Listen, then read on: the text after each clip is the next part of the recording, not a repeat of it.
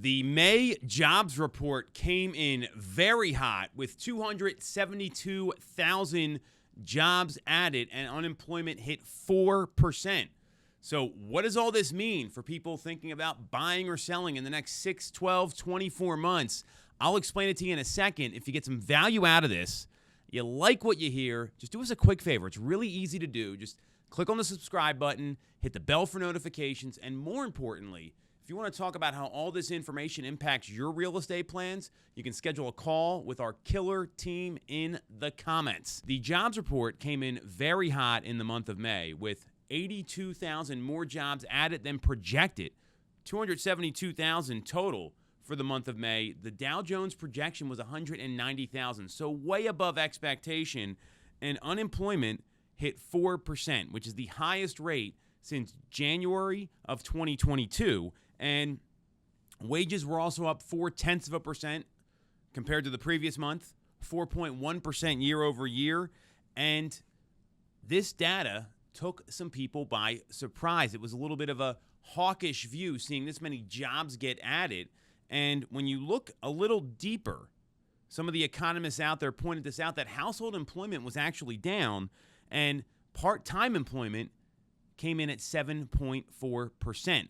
So you look at this jobs report, and immediately what happens is you see people react to it. They think the economy's strong, and there's some mixed signals here. It's almost like one step forward, two steps back with the economy, because you're seeing unemployment rise, even though there's a ton of jobs getting added, and it's led to some hesitation heading into the Fed meeting this week. It's really clear to me with this data, because jobs came in so far above expectations and unemployment went up, that we're not going to see the Fed do anything. Rates will remain steady is my prediction heading into the Fed meeting for the month of June, and that's the same expectation the CME Group has, where they're predicting at a 99.4% chance rates will remain unchanged. So how does this affect the long term for housing? So here is what I am clear on. This data tells me that mortgage rates are not moving anywhere. They're going to stay pretty steady. We're not going to see the Fed cut rates. It's been the highest federal funds rate we've had for quite some time now.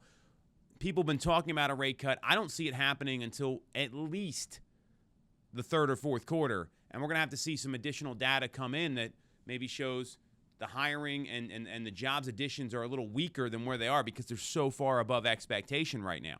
So if I'm a seller looking to buy, what I'm realizing is that these are the rates we're going to be dealing with for a while. Fannie Mae updated their mortgage rate predictions. We talked about that last week. And best case, next year in 2025, they're predicting a 6.7% average, and they're predicting high sixes, low sevens this year. And that tells me that if you're waiting for rates to come down or waiting for the market to move closer to you, you might be waiting for a long time. And if rates did drop substantially, we're going to see something not good happening, meaning the last time we saw rates dip down was during the 2008 financial crisis and during the COVID-19 pandemic. I don't want to see either of those things happening right now. So this tells me that this is going to be the market that we're in for the foreseeable future. And if you're thinking about making a real estate decision, we know prices are projected to go up. Well, you may want to buy in at a lower number than wait for it. And there's a lot of data backing this up, like these Fannie Mae revised projections. Fives at the end of the year is likely not going to happen. That would be a major upset if you're a sports fan. I would be shocked to see that at this point. I'm anticipating we're going to see things plot along here. It's going to be a stable market, a predictable market, and that kind of market can allow you to make a little bit better informed decisions because you know what to expect. So if I'm a buyer right now, I'm getting all this information. I'm looking at rate projections, and I'm also getting clear on, hey, inventory is starting to rise. Maybe there's going to be some more opportunities to get the house that I want. Remember, you can renegotiate the rate. You can't renegotiate the purchase price. That's what I'd be looking at if I'm a home buyer right now or a home seller that wants to move somewhere else. The flip side is, as inventory grows and we're seeing these rates persist at the current levels that they are in the high sixes, low sevens, and I'm a seller, I'm watching inventory grow and being very mindful that as more options come to the market, I may not be in as advantageous of a position as I am now to sell my home and get the maximum amount of money. And obviously, that's where it's important to get some local data, which we can provide to you. You want to schedule a strategy session or a planning meeting with our team to talk about how we navigate all this, do it with the link in the comments.